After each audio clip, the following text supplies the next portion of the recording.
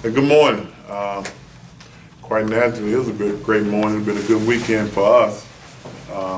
Going up to Pine Bluff, and a lot of people not expecting us to come out as a winner. I think the only people that felt like we was win was us.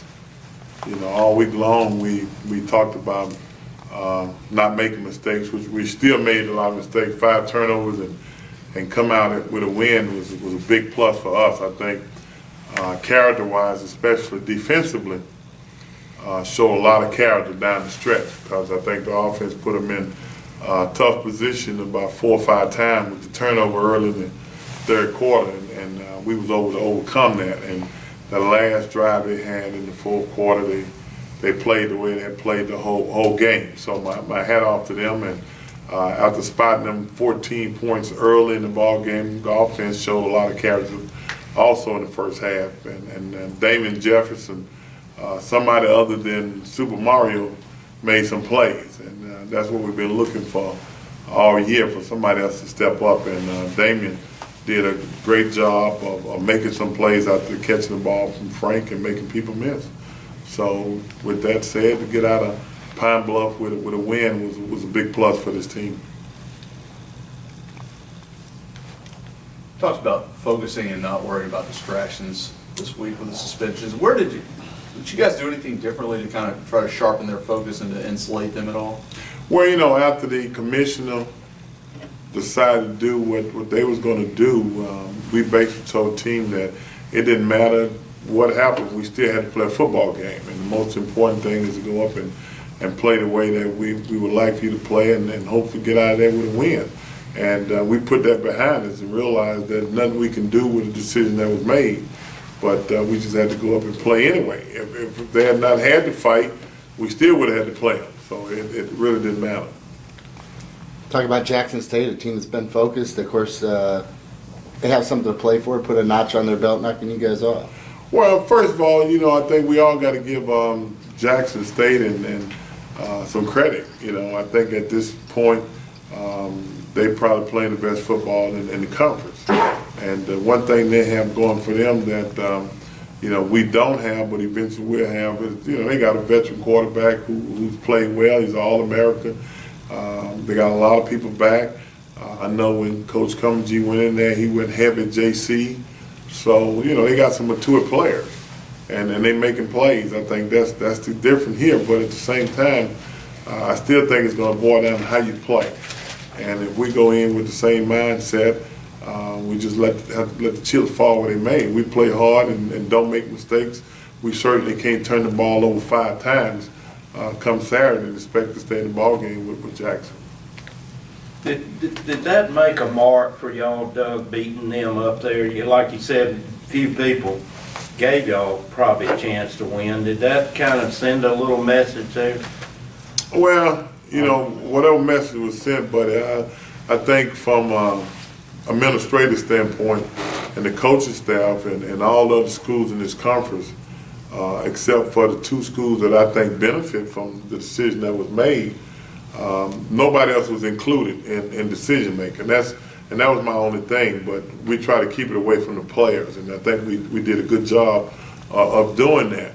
I think to be able to go there when you picked up the paper in Arkansas on Saturday morning, basically we was a no-show. When you read that, it was the clearest path to the SWAC championship for Pine Bluff since 2006. It was like they didn't have a game to play. And even Coach Coleman, who I've known a long time, said that from a running game standpoint, with the running back being suspended, it shouldn't hurt them, because that's their strongest suit.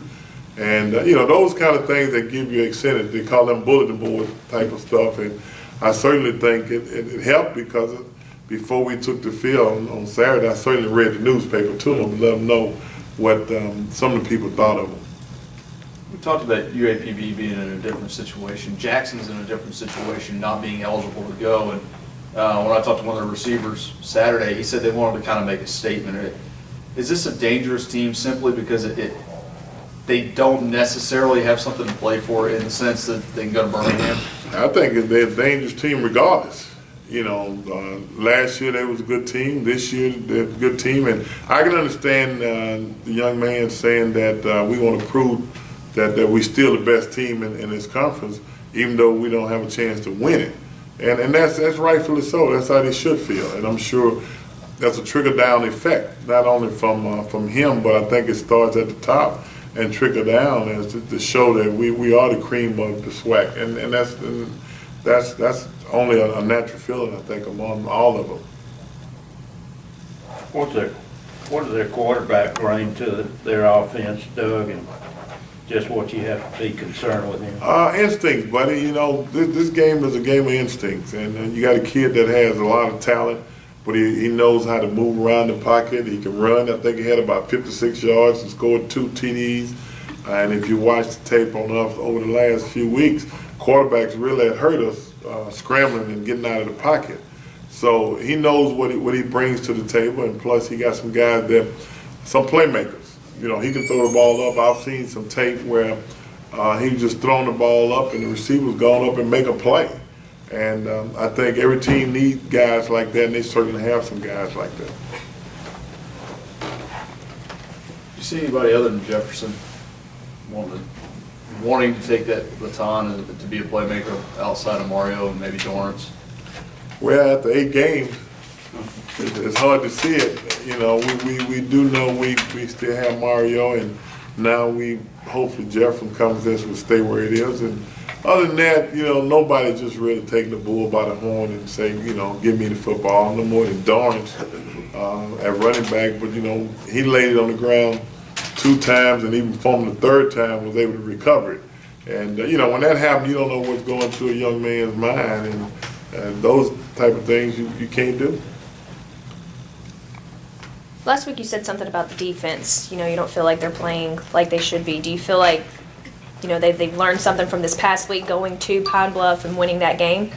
I certainly think the defense pulled it up a notch. I really do. Savage, to me, probably gave us his best football game on Saturday. And, if we can get that from week in and week out from that defensive line and defense as a whole, we got an interception with Patterson stepping in at a time that, when you stand on the sideline as a coach and you see the other team driving, those type of things that you hope and wish for is what Bud Patterson was able to do, is pick the ball off and make a big play. And he really gave us that confidence to finish off the game. Hey, that's sorry. Hey, David, sorry. Are they pass first mostly, or what, are they balanced, Jackson? No, I think Jackson is quarterback first. It's no different when you got a guy like they have at quarterback. You got to take advantage of what he does. You can have the best running back in the business, but at the same time, your bread and butter, what he's done the last year, what he's doing this year, you got to put the game in his hand, and I think that's what Jackson does, is put it in his hand and expect for him to make plays and his receivers to work with him. Was there any time on Saturday that you thought the game was out of hand as far as being able to come back on them, or? No, I don't think as a coach you can look at it, especially early when they went up 14-0. You can't look at it was too early in the football game. And when we put our first drive together and we scored, I felt like we had an opportunity, because it wasn't like they was completely dominating us as much as the mistakes that we made. A couple missed tackles or interception, those kind of things that are correctable, and we was able to do that and score 21 unanswered points. I think once that happened, the confidence level in our football team changed and realized that they Pine Bluff, we Grambling, we can play with them, and that's the mentality that they have. I see Damien was in at receiving punts and kickoffs. He's been proving over practice that he can handle it, obviously. Damon made some good plays offensively. We still have not gotten that guy. Bud Patterson, our best kickoff return guy, bar none. Punt returning game has not been good for us from that standpoint. We do not have that guy, and that's the guy we're looking for. And whether or not that guy is on this football team is not yet discovered. So that's something that we have to do from a recruiting standpoint, is go out and get that guy. Coach, you have any thoughts on Coach Paterno, Penn State, passing Coach Rob? Well, I heard Coach interviewed the other night, and I take my hat off to Coach Paterno for giving Coach Robinson the prop that he gave him the other night. I always known that he had a lot of love and passion for him when he got inducted into College Football Hall of Fame. I had a chance to talk to him a little bit, and he understands that the way Coach Robinson achieved his is a lot different than him because of the times and the resources that Coach had to work with. But for him to stand the times and be able to win 409 games, that's big for any coach. But it was big for him too, not to look at it from a very, very selfish standpoint, and gave Coach a lot of credence that they was good friends, and to pass somebody like Eddie Robinson was major for him. Could you see yourself hanging around to his age? No. No, I don't know how long we'll be doing this. No, but you got to take your hat off to longevity. They don't make guys like Joe Paterno and Eddie Robinson anymore. That would never happen again. And and that's why they deserve every award that they receive in their life.